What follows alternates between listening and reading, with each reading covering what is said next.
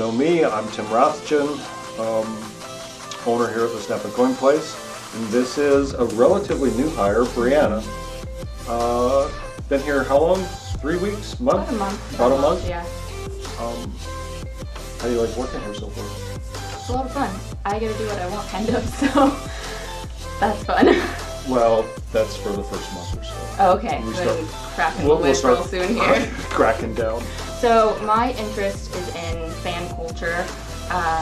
My studies were in marketing and fan culture, so fandom is basically any group or community that comes together generally around a creative entity. So I kind of wanted to look at how coin collecting is in a way a fan community. People come together, you know, I've seen there's tons of groups on Facebook of people coming together because of coins. They would have never talked, never known each other because of coins.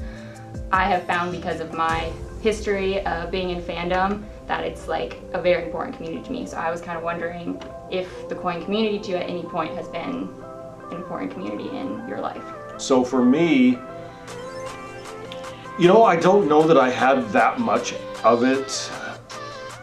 It has been ignited more for me now that we're doing more social media, more stuff on Facebook, and I started out on Twitter. There was like a comfort zone for me. It was quiet, but now we're doing things and pushing the envelope, and I see a big value add, and I have met and we engage on a regular basis now with people that I did not know, 9 months ago or so.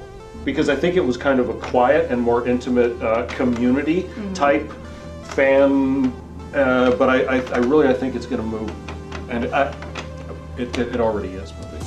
Yeah, and you've definitely seen that in all fandom spaces, from whether it's like people that collected comics in the past. There was often a stereotype of being a nerd or a geek, so people were kind of afraid to express their fanishness, so it's kind of hidden. But now with things like the internet, people are like proclaiming their passions with excitement, and I think that's definitely what's happening in the coin world now as well. Being a fan of something that you were probably not gonna proclaim to everyone now is becoming an okay thing. And I also think that the movies that are coming out are helping make it even be more okay, because it's not just you, it's not just you and 3 of your friends. Now it's a lot of people. Do you think that this sort of shift in a digital presence for coins is going to help keep the hobby alive and introduce it to more young people? Yes, there's been a lot of where are the young people? And you and I think we both know the young people are on their cell phone, or they're involved in social media and that sort of thing. I feel weird now because I was going to, Phone's right here. I know, I was going to reach for my phone. Yep. It's not in my back pocket, and all of a sudden, and I know it's just right over there on my desk. But it's so far. But it is so far, and there was something in me that wanted me to go get it. So,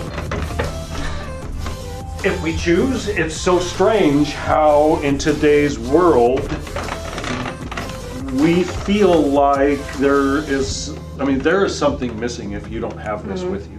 I mean, that's why I have it on my lap right now, because I'm a little nervous doing videoing. I don't do it that often, but having it with me makes me feel less nervous. Whenever I would do presentations in class, I always had my phone with me. It's just like a baby blanket for an adult. So it's a pacifier almost. Yeah. And so you've thought about it before?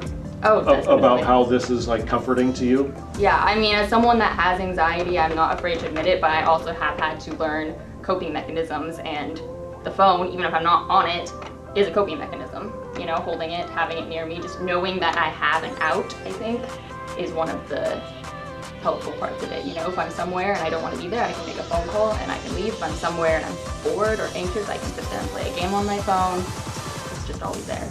I have a hard time getting in a vehicle and going someplace with someone else, especially if I don't know them. Big, huge fear for me. I like having pretty much a knowing of what's happening around me. Interesting. We sat down to talk about fandom, and we're talking about, how it's that closely related. It is how it kind of ties back for, you know, your question was about, do I see the digital age? And I find it somewhat intriguing how some people have remained analog. There were people that I don't buy a coin if I can't hold it, if I don't touch it, and I'm gonna walk out the door. I give you my money, I want the item in my hand. I know that our culture is shifting and changing. You know, I mean, people buy things that they never dreamt of buying on Amazon, and people are buying coins all the time on eBay, and it's not like a new thing, but I think as more people, if they start going into getting into coins and start using this, I think that they will branch out a little bit more. People talking about coins, wanting to engage with other people on coins, and the groups and everything that have been aggregating. And it's like this, Facebook is kind of like this big funnel, and it is actually grouping people together. So I would call those groups fandoms then, and fandoms, they often will do things like fan art or analysis. You're the one who just got out of college. College doesn't teach me this. I do believe that there are people that are observers Definitely. more than they are participants. I think that this is a friction eliminator to some degree. I think it's easier, we all know it's easier to do this than this. Yeah. And if people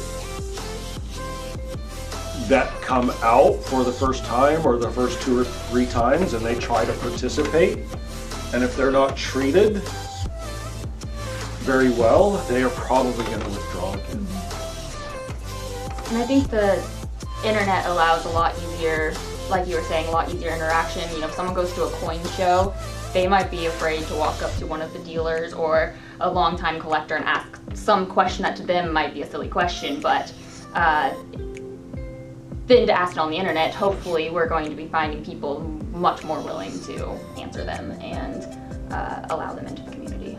I've experienced it myself. I've been in this industry for a number of years, and I think now it's different, but when I first started flying to coin shows, that anxiety, it gets to be a little bit overwhelming. So have you done Comic-Con events? Oh yeah. And how did it feel for you? The first Comic-Con I went to was with my parents, and I didn't know anybody there, and I was gonna, drag my parents around, so I kind of was walking out alone, and it was terrifying. I had no clue what was going on, but it was also in some ways felt nice to know that all these people have the same interests as me, kind of, to identify with them. We can see that in the future happening at coin shows. I don't know if that's kind of happening yet, but one of the attractions of coin shows being to meet other people that aren't not just going to a coin show to collect coins or get coins or learn about coins, but to meet people that you've met over the internet in person. So I feel like that's kind of the next step that's going to be happening in the coin community. So if you have, you can drop your answers in on this when we post it. And this is what I was thinking about earlier. Any of you that would like to see us do a video and talk about a topic or something, or have questions for myself or Brianna, feel free to send those to Brianna at stampandcoinplace.com. That's Breanna. Breanna. No eyes. No eyes in Brianna. And so then, also if you wanted to shoot a short question of a video with that question, with you in the video, because then we can do this and put video question. Put your little video up here and have your face up here too.